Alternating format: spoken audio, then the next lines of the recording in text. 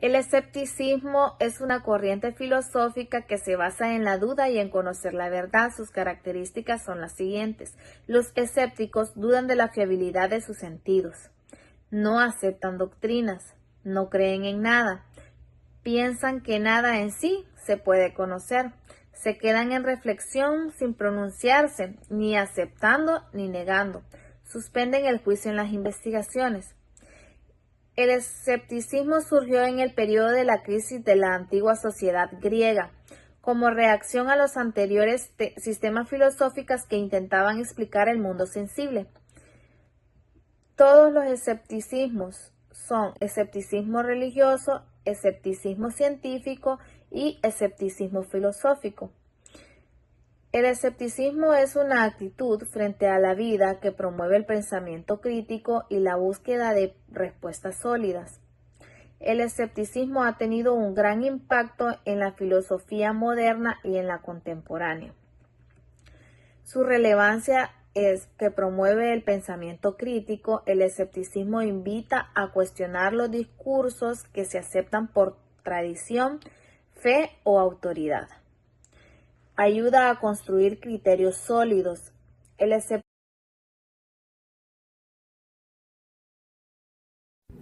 epicureísmo es una corriente filosófica que surgió en la antigua Grecia y que, a pesar de tener más de 2000 años de historia, continúa siendo relevante en la sociedad actual.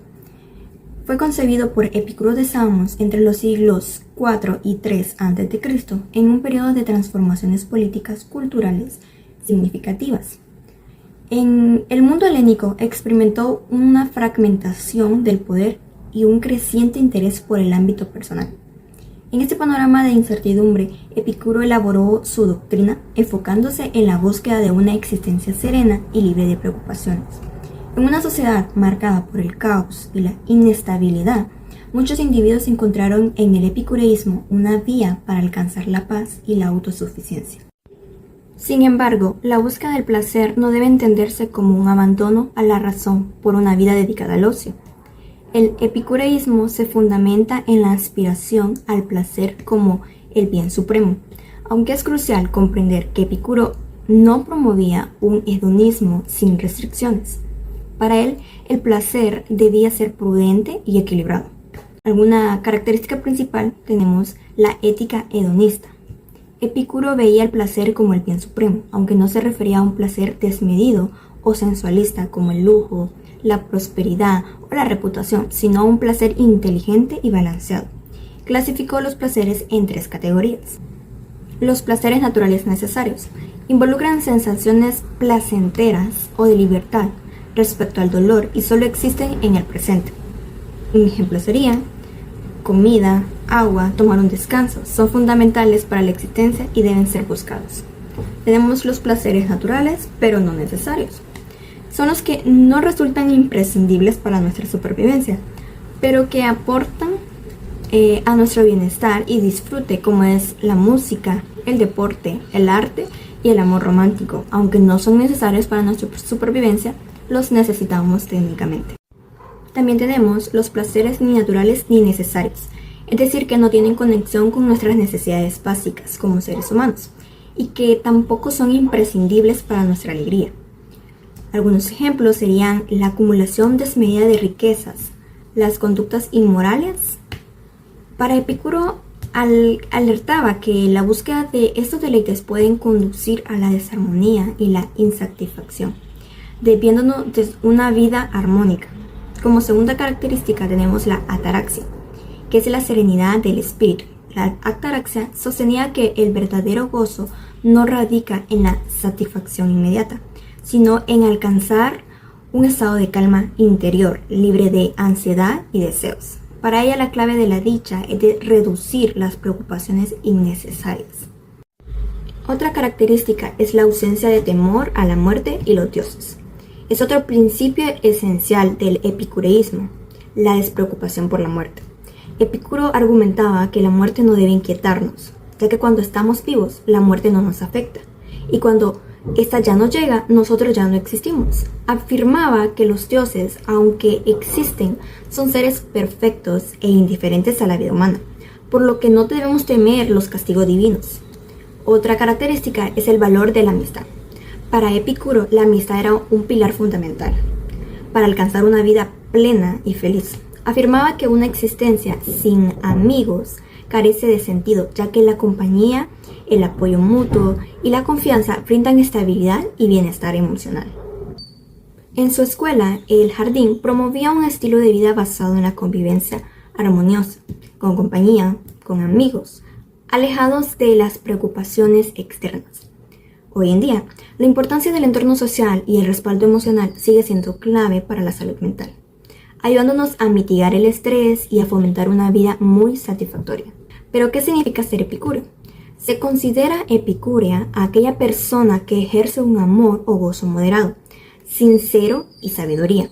Un epicúreo es alguien que comprende las distintas fases de la vida, aprecia los placeres moderados, busca la serenidad interior. Podemos encontrar su legado en filósofos como Michel de Montaigne, quien defendía una vida reflexiva y tranquila. En conclusión, podemos decir que el epicureísmo nos enseña que la felicidad no radica en la acumulación desmedida ni en los placeres efímeros, sino en encontrar un equilibrio entre nuestras necesidades básicas, nuestras emociones y nuestra razón. Nos recuerda que el bienestar depende más de nuestra actitud ante la vida de los bienes materiales o las circunstancias externas. Si aplicamos sus principios en nuestra vida diaria, podemos reducir el estrés y fortalecer nuestra estabilidad emocional, tomar decisiones más acertadas. En definitiva, Epicuro nos brinda una visión de la vida donde el goce se encuentra en la sencillez, en la compañía de nuestros seres queridos y en la reflexión. Consiste de lo que realmente necesitamos para vivir felices. Muy buenas tardes a todos, mi nombre es Lía Pacheco y yo les hablaré sobre la filosofía platística y San Agustín. Bueno, como para comenzar, ¿qué es la filosofía platística? La filosofía platística fue creada desde el siglo II al siglo VII. Sin embargo, esta platística significa padre de la iglesia, que en latino significa pater de ecclesiae. Esta, sin embargo, fue representada por los filósofos de nuestros antepasados, como dándole título principalmente a Platón y Aristóteles, donde insinuaron y hicieron preguntas sobre la filosofía platística, que la filosofía platística decían que, bueno, en sí no era una filosofía, sino que más era un pensamiento y tecnológico. Pero entre ellas también hacían unas preguntas como, digamos, que cuál era el mal, de la naturaleza de Dios. Sin embargo, estas siempre eran revelantes con la razón y la fe sobre las preguntas del cristianismo. Y entre ellas tenemos a los personajes filosóficos más coherentes, en este que es San Irene y San Clemente. Y también tenemos como uno de los principales de los que les voy a hablar, San Agustín. Pues le diría que San Agustín, ni más ni menos, San Agustín fue considerado como el padre de la fe. Y también titulado así. En otras palabras, sería perfectamente en esa, pero quiero hablar un poco más sobre él.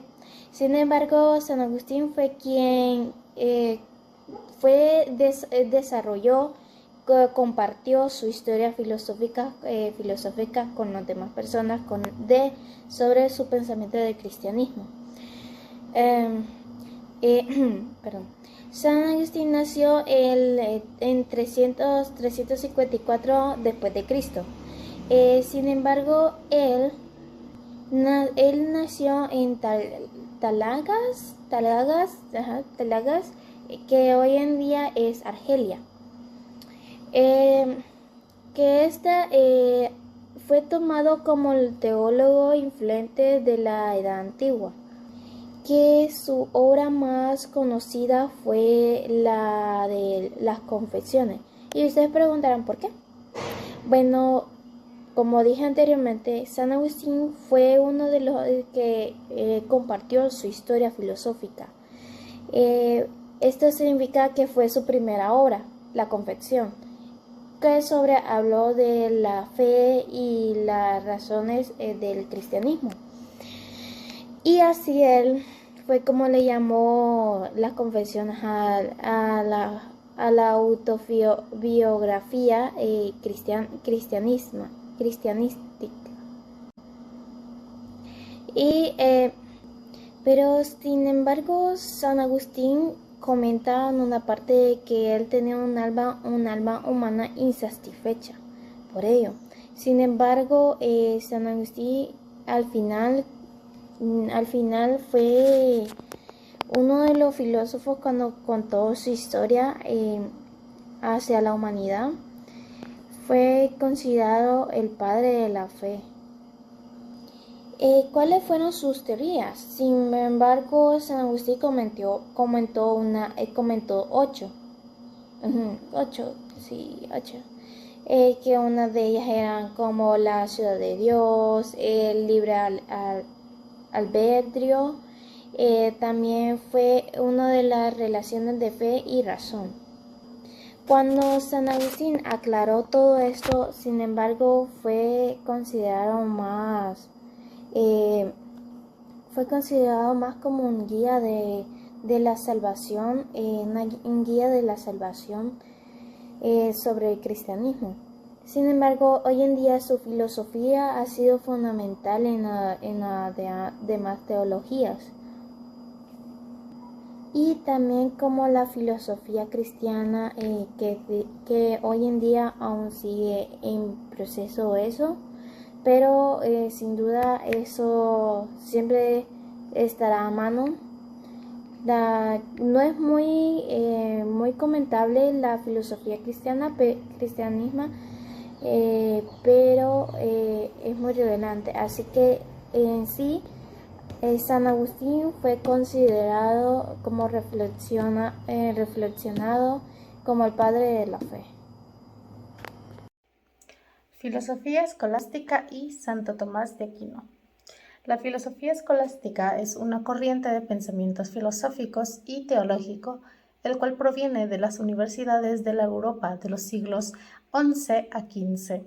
Esta corriente filosófica tiene como objetivo fundamental entender, explicar y defender la doctrina cristiana mediante un método sistemático y riguroso. Una metodología que incluía el uso del razonamiento lógico y la dialéctica, y que trató de armonizar la fe y la razón, partiendo del principio de que ambas provienen de Dios y por tanto no pueden contradecirse una de la otra. Este se destacó por su enfoque sistemático, el uso del método dialéctico y su teocentrismo, es decir, centrada en Dios como principio de todo. Buscó interpretar y explicar las verdades religiosas de manera racional y estaba profundamente vinculada a la enseñanza en las universidades medievales. El enfoque escolástico se basaba en la creación de preguntas o cuestiones, la presentación de argumentos a favor o en contra de una idea y la resolución de las interrogantes planteadas a través de un análisis que buscaba la verdad. Las discusiones o debates públicos o los análisis de textos de autoridad, especialmente las escrituras y las obras de los padres de la Iglesia, también fueron recursos fundamentales. Santo Tomás de Aquino está relacionado con la escolástica, ya que se le considera uno de los fundadores de esta forma de pensamiento.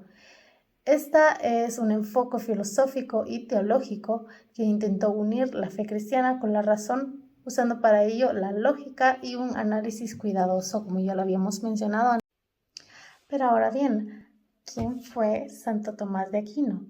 Santo Tomás de Aquino nació en Italia y es visto como uno de los pensadores más importantes y prolíficos de la filosofía cristiana medieval. Fue un pensador y teólogo dominico italiano nacido en el castillo de Rocásica, cerca de Aquino, en lo que fue el antiguo reino de Sicilia. Es visto como uno de los más destacados filósofos medievales y una figura importante en la escolástica. Desde su infancia mostró curiosidad por el aprendizaje y, a pesar de la oposición de su familia, Tomás de Aquino finalmente se unió a los dominicos. Este religioso dedicó gran parte de su vida a intentar probar la existencia de Dios en todas sus obras filosóficas. El papel de Santo Tomás de Aquino fue fundamental en la escolástica. Su contribución más importante es unir la filosofía de Aristóteles con las enseñanzas cristianas. Esta combinación se llama tomismo y facilitó una comprensión más lógica y profunda de la fe, además de crear un sistema teológico que impactó significativamente la teología cristiana en la Edad Media. Santo Tomás también buscó unir las ideas de Aristóteles con las creencias cristianas. A diferencia de otros pensadores que veían a Aristóteles como una amenaza para la fe cristiana, Santo Tomás lo vio como un recurso valioso para entender la verdad que Dios ha revelado. Este enfoque, el cual intentó combinar la creencia cristiana con la lógica humana, empleó el razonamiento de Aristóteles y las ideas de pensadores islámicos y judíos como Avicena y Maimónides. Filósofos escolásticos, entre ellos Santo Tomás de Aquino, adaptaron las enseñanzas de Aristóteles a la fe cristiana, examinando temas teológicos como la existencia de Dios y la esencia del alma. La filosofía escolástica se expandió en las universidades de la época medieval y estuvo fuertemente influenciada por el cristianismo, el aristotelismo y las reflexiones de los padres de la Iglesia. Considero que la filosofía escolástica sigue siendo de gran relevancia hoy en día, al menos en ciertos contextos y campos, según se investigue. En la filosofía contemporánea sigue influyendo en áreas como la ética y la metafísica. A pesar de los cambios en cuanto a contextos históricos, el legado de este perdura, especialmente dentro de los pensamientos cristianos, ya que este busca integrar la fe con la razón.